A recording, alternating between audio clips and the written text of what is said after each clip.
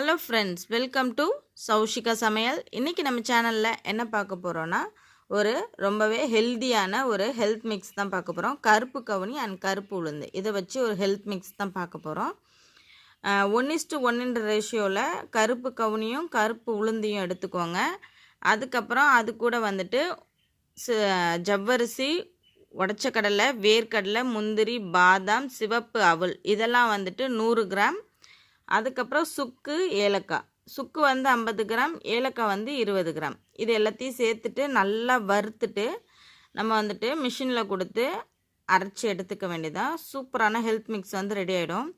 ஒருவேளை உங்களுக்கு பண்ண தெரியல இல்லை பண்ண முடியல அப்படின்னா நம்மக்கிட்ட ஆர்டர் கொடுத்தீங்கன்னா கண்டிப்பாக நம்ம பண்ணி கொடுப்போம்.